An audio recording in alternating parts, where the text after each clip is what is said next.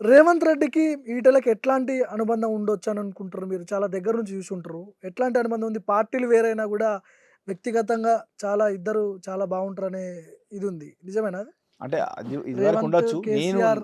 నేను అతనితోని ఈటెల రాజేందర్ గారితో ఉన్నప్పుడు ఇప్పటికి 2 ఇయర్స్ దాటిపోయింది. అప్పుడు ఉండొచ్చు. అప్పుడు ఆ మధ్య ఏదో డిస్కషన్ కూడా అయింది. హ్మ్. 12,00,00,000 తీసుకున్నాడు అని చెప్పేసి ఎవరు తీసుకున్నారు? అదే సీఎం గారు ఆల్రెడీ రేవంత్ రెడ్డి గారు ఒకరోజు భాగ్యలక్ష్మి టెంపుల్‌కి వచ్చి ఛాలెంజ్ చేశాడు. హ్మ్.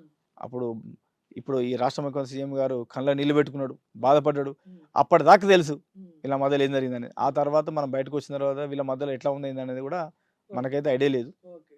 ఇక అది ఏం జరుగుతున్నది చూడాలి. చివరగా చెప్పండి. బీజేపీ పగ్గాలు ఈటల రాజేందర్‌కి ఇస్తే ఎట్లాంటి పరిణామాలుంటాయి తెలంగాణలో? మెయింటైన్ చేసే శక్తి ఉందంటారా?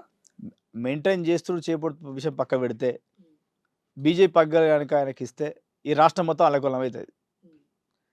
ఎవరు ఏ పార్టీ, ఎవరు ఏ మనిషి, ఎవరు ఎటు పోతుండ్రు, ఎవరు ఏమవుతుందని తెలియకుండా అయిపోతుంది. బీజేపీ ఈటల పొల్యూట్ రాజేందర్ అయిపోతదా? చాలా పొల్యూట్ అయిపోతుంది. ఈటల రాజేందర్ అనే వ్యక్తికి బీజేపీ చీఫ్ ఇస్తే మట్టుకు రాష్ట్రం మొత్తం ఆగమైపోతుంది. ఓకే. అంటే అంత కేపబుల్ వ్యక్తి కాదనుకుంటున్నాను నేను. ఓకే. మీరు చూడండి ఆయన మాట్లాడిన సబ్జెక్ట్ మాట్లాడండి, ఇది ఏమనండి. ఇక బండి సంజయ్ అగ్రెసివ్గా అయ్యి కొట్లాడతాడు. బండి సంజయ్ అనే వ్యక్తి ఎవరైనా కార్యకర్తకి ఏమన్నా అయితే కంట్లో పెట్టుకుంటాడు, కడుపులో దాచిపెట్టుకుంటాడు, చెయ్యి వాడినియాడు. కార్యకర్తలను నీవు అనుకో, నీవే జీతం అనుకో, నీ కోసం బతుకుటోళ్ళను కనీసం నీళ్ళు కూడా పోయే వ్యక్తి ఈటల రాజేందర్. గైనా గట్లాంటి వ్యక్తికి బీజేపీ చూపిస్తారా? అసలు బీజేపీ పార్టీ ఎట్లా చేంజ్ చేసుకున్నాడో బీజేపీ పార్టీలోకి తెలవాలి ఆయన. మొన్న ఒక రియల్టర్ పై చేయి చేసుకున్నాడు ఈటల. మీరు కూడా చూసే ఉంటారు. వీడియో మొత్తం వైరల్ అయింది. ఎట్లా అనిపించింది మీకు? నేను ఆ దాన్ని సన్నివేశాలు ఎప్పుడైనా గతంలో జరిగినాయా అట్లాంటి? అట్లాంటి ఎప్పుడు ఆఫ్ ది జరగలేదు. కెమెరా. ఈటల రాజేందర్ గారు అట్లాంటి ఎప్పుడు చేయడు. ఎందుకు చేశాడంటే మరి ఆయన ఇక్కడ ఈ ఏరియా ఈ ప్రాంతంలో ఏమైనా ఆయన దమ్ము సత్యం చూపిద్దాం అనుకొని చేయొచ్చు. ఆయన సైలెంట్ కిల్లర్. మీదికి ఏర్పడే కానీ లోపల నిన్ను ఈ ఇంటర్వ్యూ అయిపోయిన తర్వాత నిన్న చంపించినా చెప్పలేము. ఖచ్చితంగా టార్గెట్ అయితే పెట్టుకుంటారు. నెక్స్ట్ మన ఇంటర్వ్యూ తర్వాత ఉంటామో ఉండవు కూడా తెలియదు. ఎందుకంటే ఈటల రాజేందర్ అనే వ్యక్తి చాలా దగ్గర నుంచి చూసారు. చాలా దగ్గర నుంచి చెప్తానండి. అందుకే చెప్తాను. కాకపోతే కొట్టడం అనేది నేను చెప్పిన ఖండించిన అది చాలా దుర్మార్గం. ఈటల రాజేందర్ అనే వ్యక్తి చేసిన పని చాలా దారుణం. అసలు ఆయనకు ఈ బీజేపీ పార్టీ వాళ్ళు ఇలా చేస్తారా అనేది చాలా వింతగా అనిపించింది. ఎందుకంటే పోస్ట్ కోసమే చాలా అగ్రెసివ్గా కనపడాలని చేసుకున్నారని కొంతమంది అంటున్నారు. ఈయన ఇట్లాంటి జిమ్మిక్కులు చేస్తే వాళ్ళకి అర్థమవుతుంది. అంటే ఈయన కంటే ఎక్కువ ఆడ చేస్తున్నారు. ఈయనకి రాష్ట్ర లెవెల్లో రాజకీయం చేసిండు, సెంట్రల్ నేషనల్ లెవెల్లో రాజకీయం చేసే వ్యక్తులు వాళ్ళంతా.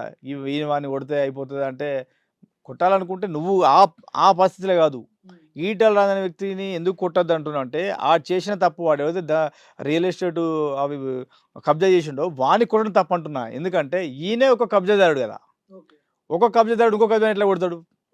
నువ్వు నీతి న్యాయపరం అయితే నీకేం లేకపోతే వేరే వ్యక్తిని కొడితే ఏం కాదు. మీరు డైరెక్ట్ స్టేట్మెంట్ ఇస్తున్నారు కబ్జాదారుడు అని. మీ మీద నేను చెప్పడం కాదండి, నేను చెప్పేది కాదండి. ఆల్రెడీ గతంలో లేదా ఈటల నుంచి చెప్పినా కదా. నేను గతం చెప్తున్నా, మా హుజురాబాద్ ప్రజల కోసము, మా హుజురాబాద్ అభివృద్ధి కోసము నా ప్రాణం మీద రెడీ అని చెప్తున్నా. ఇప్పటికేం చెప్తా, ఈటల రాజేందర్ గారు చంపని నేను దాదాపు మాది జమ్మికుంట ప్రాంతం అంబేద్కర్ కాలనీ, నేను అలగిలి పుట్టొచ్చినవాడినే. వచ్చేటప్పుడే బయటకు వచ్చినప్పుడే పొలిటికల్ వేసినప్పుడు అనుకున్నా మనం ఉంటామో పోతామో తెలియదు. ఉన్న రోజులైనా మా ప్రజల కోసం మా వాళ్ళ కోసం కొట్లాడాలని.